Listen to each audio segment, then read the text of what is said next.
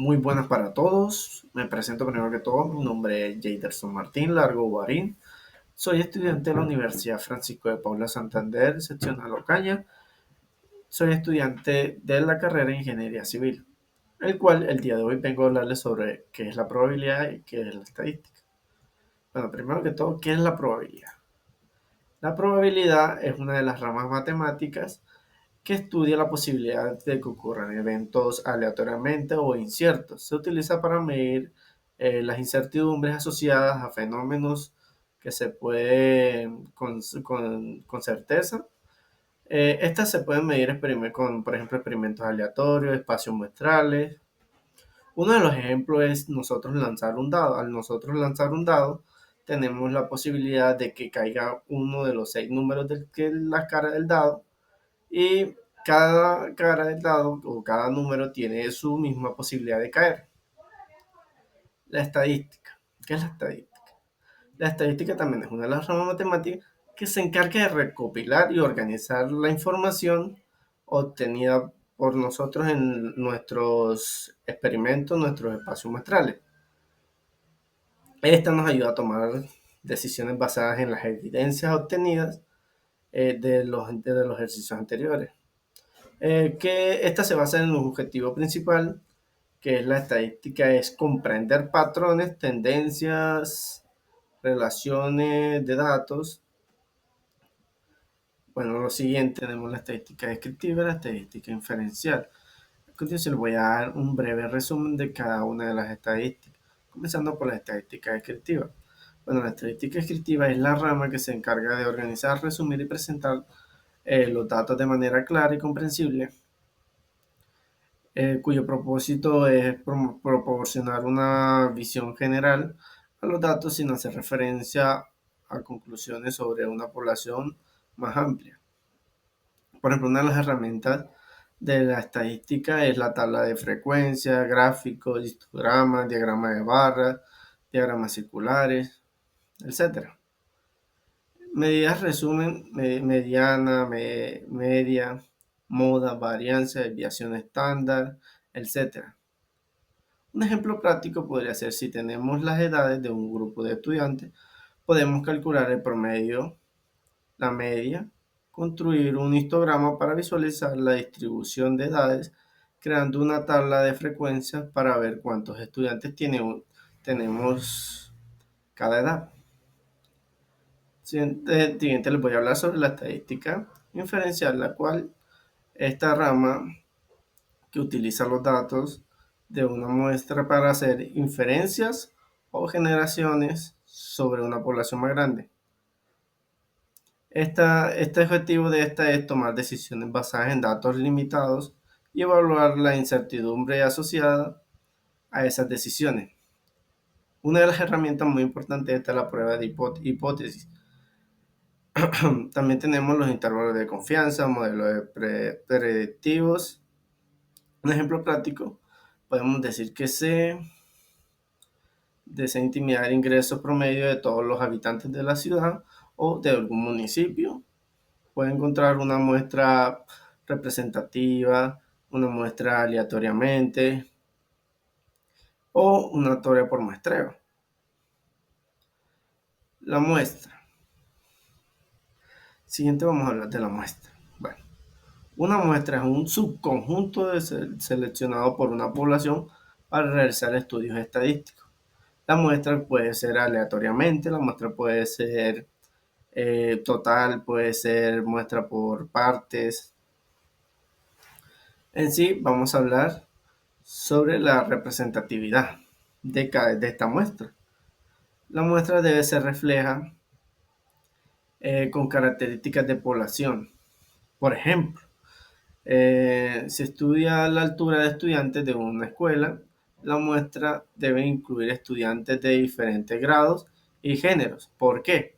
Porque así vamos a tener una muestra mejor y un estudio con mayor capacidad para así llegar a unas conclusiones más asertivas. Siguiente tenemos la aleatoriedad. La aleatoriedad nos habla que los elementos deben seleccionarse al azar para evitar sesgos, errores, que por ejemplo en los estudiantes no se conozcan, entonces para evitar que puedan responder de la misma manera. Ahora vamos a hablar sobre el tamaño. El tamaño es el número de elementos que vamos a tomar o el modo de la muestra que influye en la precisión de los resultados en general, de los resultados en general. Una muestra más grande proporciona un estimado de mayor precisión, mayor acertación, pero también puede ser más costosa, difícil de manejar. Por ejemplo, para tomar una muestra en el municipio de Ocaña, en la ciudad de Ocaña, si tomamos toda la muestra, sería un costo demasiado alto para poder llegar a una conclusión. En cambio, podemos tomar el método de por parte y seleccionamos una parte aleatoriamente de cada barrio o de cada conjunto, de cada sector, y así poder reducir la muestra. Siguiente tenemos la independencia. Cuando nosotros vamos a hacer una muestra, la independencia es esencial, ya que nuestros datos deben de ser específicos y no tener tanta como conclusión entre ellos.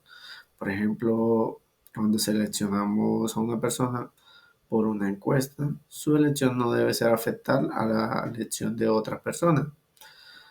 Consecutivamente, voy a hablar sobre la población, en la cual la población encontramos los datos y distribución de los datos. Pero primero que todo les voy a hablar sobre la población.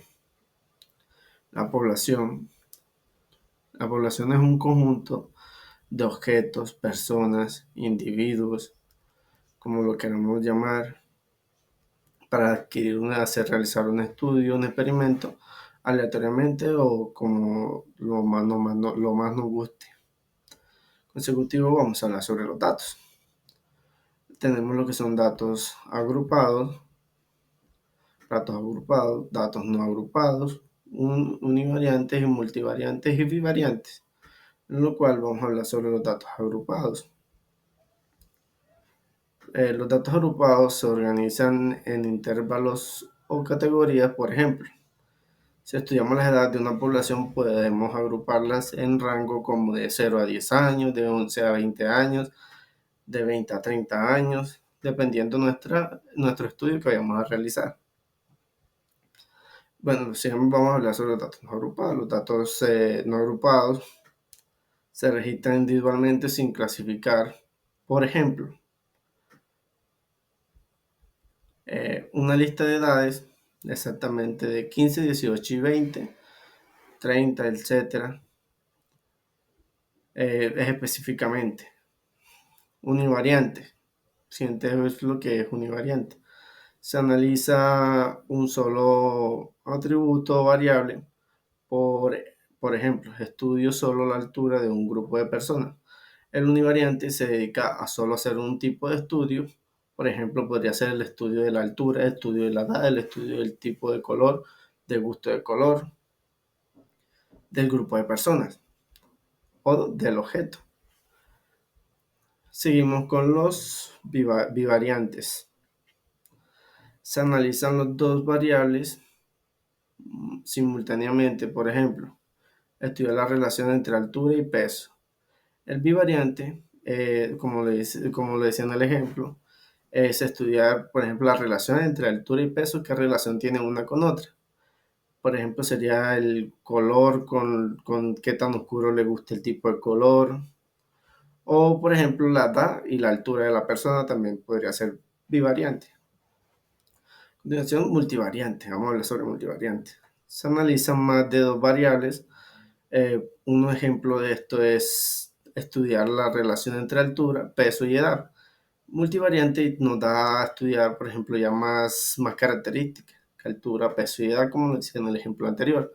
Otra sería el tipo de color, el material en los objetos y cómo está construido. A continuación, les voy a hablar sobre la distribución de datos. La distribución de datos.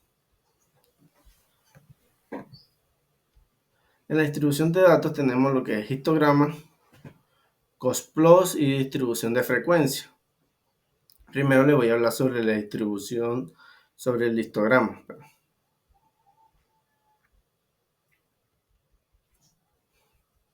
Bueno, vamos a ver un breve sobre qué son los histogramas. Los histogramas son gráficos de barras que muestran la frecuencia de datos en intervalos. Un ejemplo de esto es el histograma, puede mostrar cuántas personas tienen edades entre 0 a 10, 10 a 20, 20 a 30 en sí. El histograma en sí son gráficas que nos muestran los datos agrupados en una mejor manera para analizar. Box plots, diagrama de caja, como lo podemos decir, o más conocido. Estos son gráficos que resumen visualmente de la distribución de datos, muestra la mediana, los cuartiles, los valores atípicos. Siguiente voy a hablar sobre la distribución frecuencial. Bueno, esta distribución frecuencial es también muy importante. Esta se basa en la tabla que muestra la frecuencia de cada valor o intervalo. Un ejemplo de esto es cuántas personas tienen una altura entre 150 a 160. Esto es un intervalo en el cual se puede calcular cuántas personas tienen esta altura. Por ejemplo, también cuántas personas pesan entre 80, 90, 60, 70 o 60, 90. Nosotros escogemos el intervalo. Al siguiente voy a hablar sobre los tipos de medida. Bueno, por este lado tenemos los tipos de medidas. Tenemos lo que son las medidas de forma, medidas de tendencia central y medidas de dispersión. Vamos a hablar primero de lo que son las medidas de forma. En las medidas de forma tenemos lo que es la simetría, que esta mide los datos de izquierda tanto como los de derecha. También tenemos la simetría positiva. La simetría positiva son todos estos valores que están a la mano derecha, hacia lo positivo. Un ejemplo de estos son los ingresos donde hay muy pocas personas, con ingresos muy altos positivos. La simetría negativa esta va hacia la izquierda. Un ejemplo de esto, por ejemplo, que hay personas que tienen ingresos muy bajos, entonces son negativos. Dentro de las medidas de forma encontramos la simétrica y la kurtosis. Ya como les había comentado, la simétrica de los valores que es simetría positiva, simetría negativa y asimetría. Ahorita les voy a hablar sobre la kurtosis.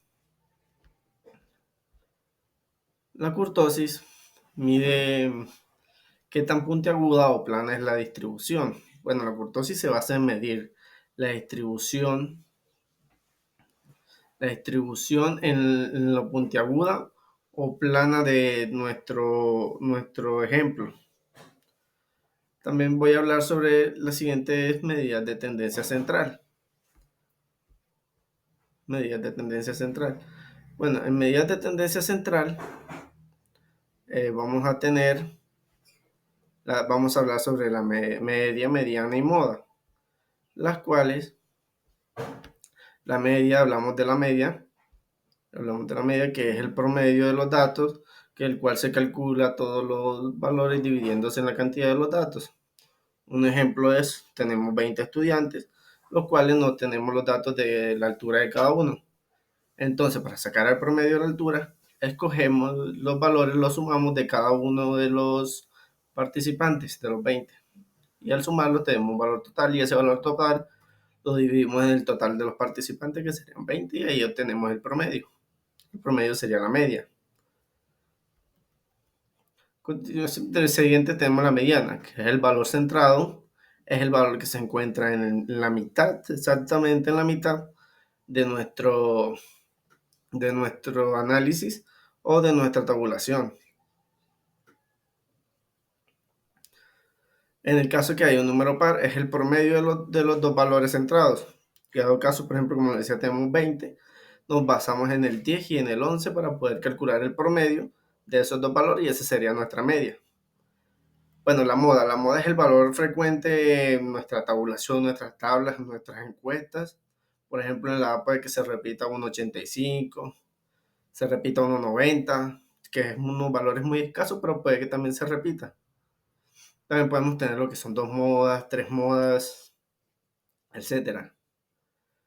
Vamos a hablar sobre medidas de dispersión.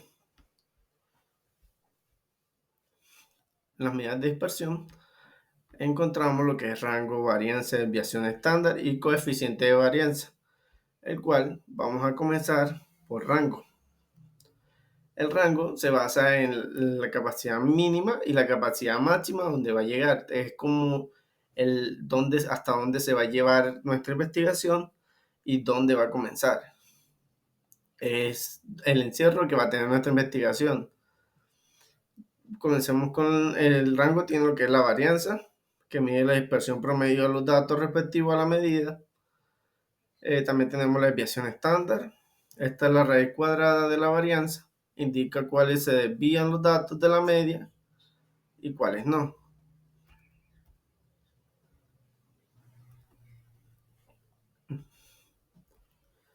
También tenemos el coeficiente de varianza. Mide la dispersión relativa. El coeficiente de varianza mide la dispersión relativamente que tiene nuestra tabla o nuestros población, nuestras comunidades, nuestros objetos. A continuación voy a hablar sobre variables, en la cual tenemos las variables cualitativas y cuantitativas, dependientes e independientes.